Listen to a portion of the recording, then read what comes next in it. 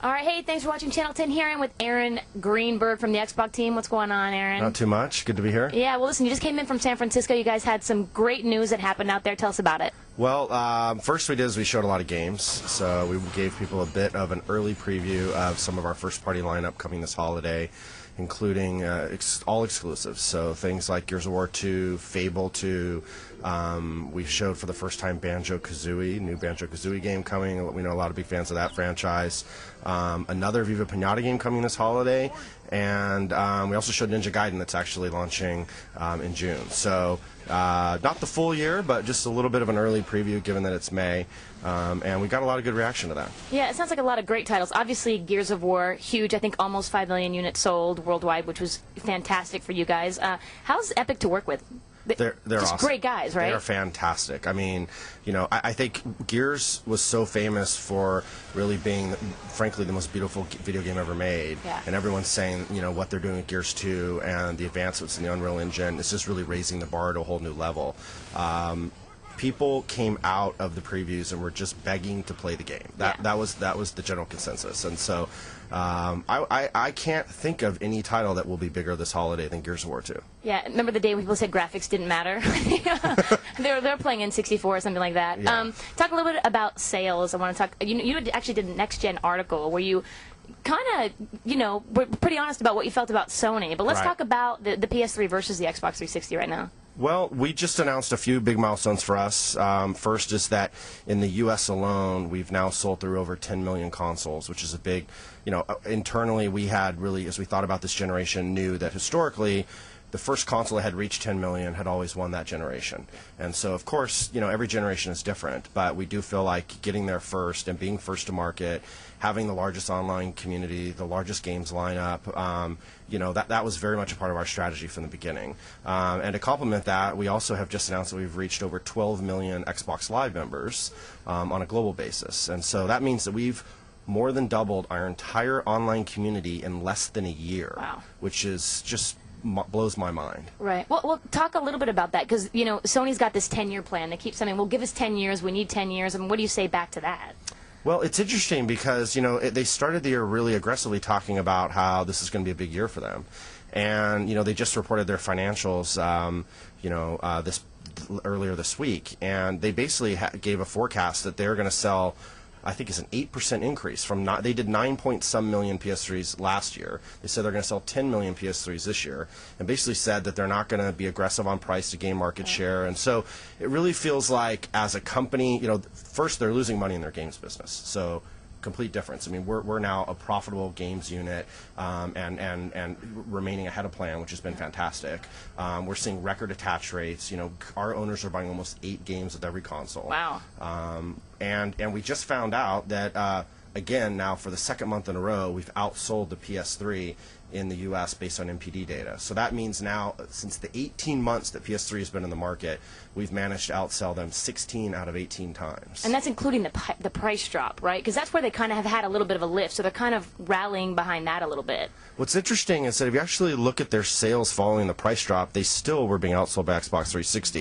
In fact, the only time they ever outsold us was when we were out of stock, so which was coming out of holiday. So it's a little bit misleading, but we'll give them those 2 months as when we were out of stock, and now we really feel like we're back in supply. We've now outsold them again in the month of April with the launch of, you know, frankly, probably one of the biggest games of the year, GTA 4. Yeah. Now, let's talk a little bit about HD DVD versus Blu-ray. You know, obviously HD DVD, not so much happening right now. So Sony's coming and saying, all right, here it goes, we want it. What do you say? Well, I mean, there was a lot of, you know, the media was fascinated with that format war, and what happened was a Blu-ray, sure, Blu-ray won, but consumers didn't really care. I mean, you know, we haven't seen, actually, since Blu-ray has won, if you actually look at the actual sales data, the PS3 sales have been declining month over month. So there's been no actual lift or impact that you know, from actual sales data that we can see as a result of Blu-ray. And we just saw that Harris Poll did a survey they released showing not only very low penetration of Blu-ray, but no intent of consumers to purchase it in the future. So I think people are pretty happy with their DVDs. You know, in addition to the Xbox 360, there's a lot of DVD players that will upscale your DVDs in high def. We're also the only console today offering digital distribution of high definition entertainment, movies and TV shows. That continues to grow in popularity.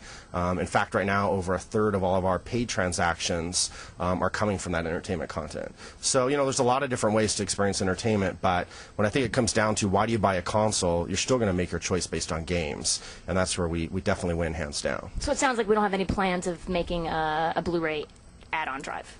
No, we have no plans to do that. Wouldn't really make sense for us. Okay, now let's talk about Xbox Live and arcade and that kind of stuff. We hear great things, obviously tons of players. Is there anything that we could be doing better that people are asking for that we're not giving them?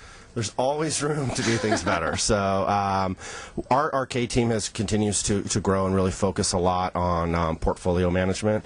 And so I think you'll see some more news on arcade that I think people will be pretty happy about in the near future. Right now, we feel great about where the platform's at. I mean, from a sales standpoint, the arcade sales continue to grow month over month. We actually now have I think we're over 120 titles of Xbox Live Arcade games, and we're starting to see more of a shift back to kind of this indie developed style games that people kind of have come to know and love, and as well as sort of some of the bigger third party games. So it's a bit of growing pains. I think that we all have experience when you get to a service that has so many games and so many different genres of titles.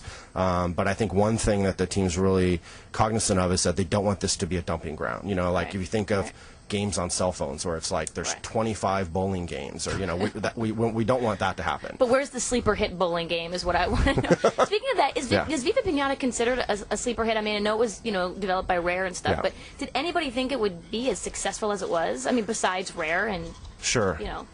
Well, I think, Viva was one of those things that we invested in, maybe you could say it's something that came a little bit before its time. I mean, we invested in it early in the life cycle to show that, that Xbox 360 was going to target a much broader consumer than the original Xbox ever reached. And so we realized you can't do that just with one game and one franchise, and that's why, you've seen things like big titles like Guitar Hero and Rock Band be really popular, Dance Dance Revolution, in addition to Viva Pinata. Seen It was a big hit this past holiday. We're now announced that we're going to do our third Viva game. Rare's also bringing things like Banjo. So a lot of variety and selection in addition to all the great stuff that we get from third party. We get a lot of comparisons from Xbox and PS3, but when you think about broader consumers and more mainstream, you think of the Wii. When you guys go into strategy meetings, is it like, okay, what can we do to beat the Wii? Or, without the online, they're kind of in their own little element. Obviously, they're first party, titles. Sure. Well, I mean, the Wii, frankly, complements the Xbox 360 experience. I mean, we're not really going after the same customers they are. And I think that what we've seen is that both the Xbox and the Wii has really grown the industry. I mean, every year we continue to see record growth for the industry, and I think that as we look at 2008, we think this will be the biggest year ever in the history of video games, and we think that's great for everybody. And while the Wii is bringing in some of those younger, very much more casual type gamers, what we're finding is that over time, those gamers are wanting to upgrade to an experience like Xbox 360 and be where they're going to want to play sports games in high definition, or play things like Grand Theft Auto, or play some of the big, multiplayer online type games, and want that more complete entertainment experience. And so, I think it's good for them, but it also ultimately is good for us. Well, finally, I like to call it the new E3. The old E3 with billions of dollars to see who had the biggest space and loudest games and the most celebrities. How's the new E3 going, and what can we expect from you guys at this year's E3?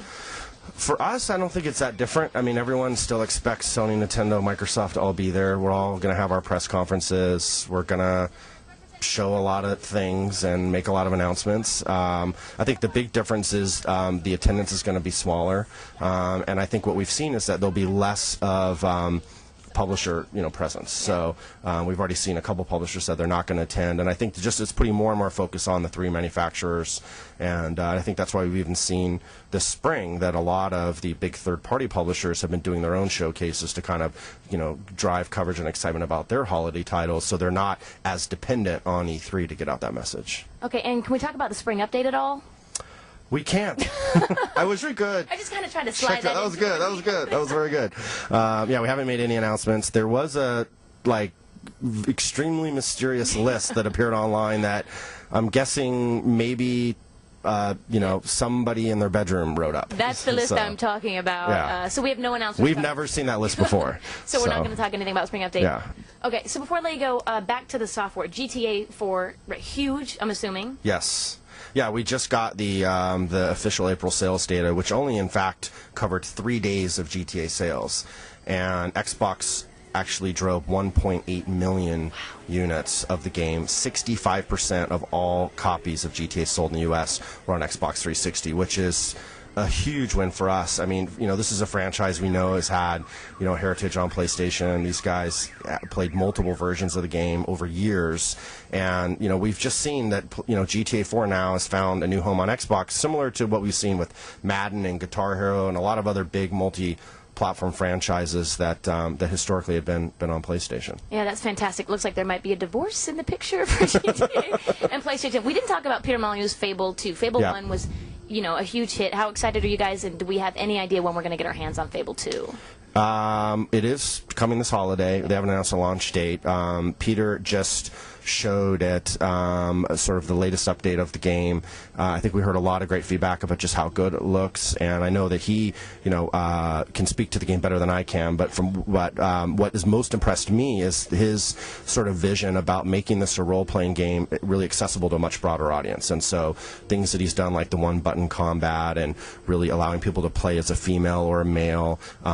How he's brought a deeper emotion into the game, integrating like the dog and things like that. So I think he's really, as he always has been, as an amazing visionary in the games industry. But what he's doing with Fable is definitely going to take that role-playing game experience to a whole nother level, and I think bring a lot of new people in that maybe weren't traditionally playing role-playing games into the Fable experience. And you guys also, Two Human, right? Silicon Knights? Yes, Two Human. Yes. Yes, your eyes that got was big like there. that's one I'm personally very excited about.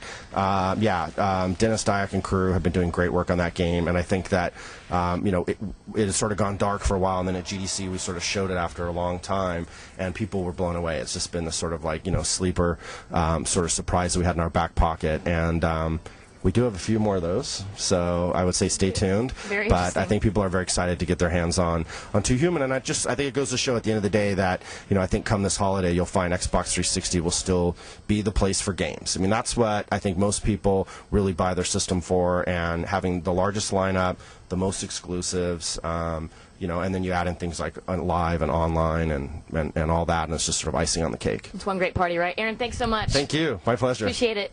Take a look at Xbox.com. You'll find Aaron. It's a cute little picture right there. Yeah, see?